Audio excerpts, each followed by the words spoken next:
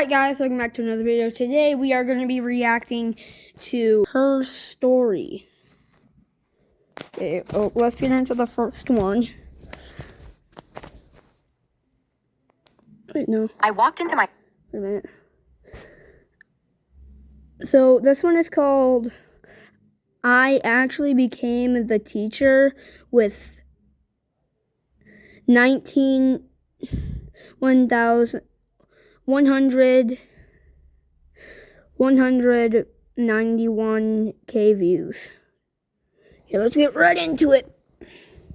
I walked into my first day of real school at 12 years old, and every kid in the room thought I was the teacher. They stood up and said, "Good morning, miss." I completely froze in the doorway.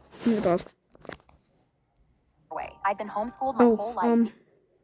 There's also 11K likes on this video. Because of a condition that made me look 40, and I thought for sure that I would be bullied. But now they assumed I was a teacher, even though the desk in the corner had my name taped to it. A girl in the back waved. "Miss, are we starting or what?" I set my backpack on the teacher's desk, because I knew if I admitted I was just a kid with a disorder, then the laughing would never stop. I clapped twice like my mom always did at home. What are everyone's favorite cookies? We'll be doing Cookie Fridays every single week to reward you.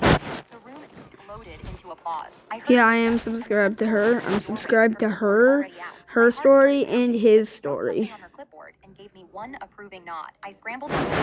We will actually be doing this short, and then we'll be doing another his story short.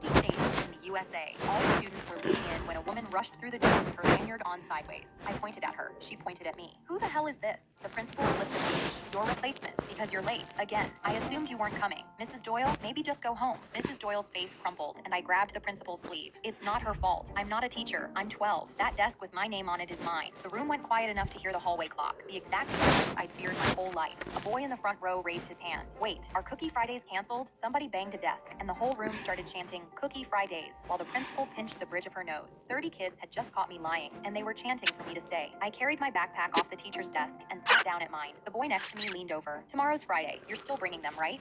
I walked into my first day of real school at 12. Alright, we're gonna sign out of her story real quick. And we're gonna go to his story. And we're doing I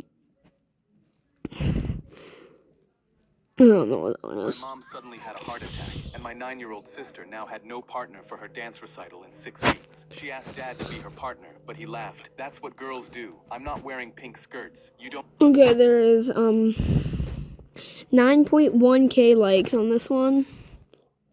Let's do this. "Need a partner." Tilly walked off crying. So the next day I asked Dad if I could join the gym because I wanted to grow some muscle. He put his hand on my shoulder. Finally, my son is becoming a real man. He dropped me off and watched me walk in. I did a few sets of curls near the window so he could see. And the second he drove off, I ran through the back exit into the ballet studio. I practiced with Tilly for 2 hours, falling over and failing every turn, but I was determined. When Dad finally picked me up, I came out through the gym doors, sweaty and complaining about how sore my biceps were. He chuckled and punched them. "Don't be a sissy kid." Every Monday, Wednesday, and Friday after that, he'd watch through the window. My veins bulged, weight slammed. But the second he pulled away, I was out the door, doing pliers and pirouettes with Tilly until my legs burned. One night, I got in his car, out of breath after hitting squats, and my dad looked at my calves. "Those are getting huge. That's my son." He hugged me, having no clue the calves were from his son doing twirls and leaps in a pink tutu. He stopped watching after that, and would just drive away. But then one evening, while practicing with Tilly, I saw him pulling into the parking lot earlier than usual. He was coming into the gym with 2 new pairs of gym shoes to train together. I stopped mid-pirouette. I grabbed my gym bag, and Tilly yelled, "Run before he sees you." I sprinted out, sneaking into the gym 2 feet behind him in my pink tutu. I turned into the bathroom and changed. By the time I came down, he was walking around looking for me. I slid into an unused bench and started lifting. "There you are," he smiled at me. "That's the intensity I like to see," he said while I was panting and out of breath from the sprinting. He took videos of me benching. I kept grunting and talking about my fake 1-rep maxes, while Tilly was in the studio perfecting our routine. After my set, he got on the bench to try himself, and when he couldn't do a single rep, he beamed, "Wow, son, is this actually what you lift?" He didn't know know I'd slid an extra 45 pounds per side right as he went to lay down. The recital day finally came. Our dad was in the audience alone, thinking I was at the gym. I looked at Tilly backstage. You ready? She was shaking and nervous. I whispered, what's the worst he's gonna do? Call you a girl? She laughed. We stepped out and started performing our routine, with me jumping and turning with Tilly the way Mom was supposed to. Oh. Dad's face fell completely. His son was on stage dancing like a girl. He was red in the face, angry,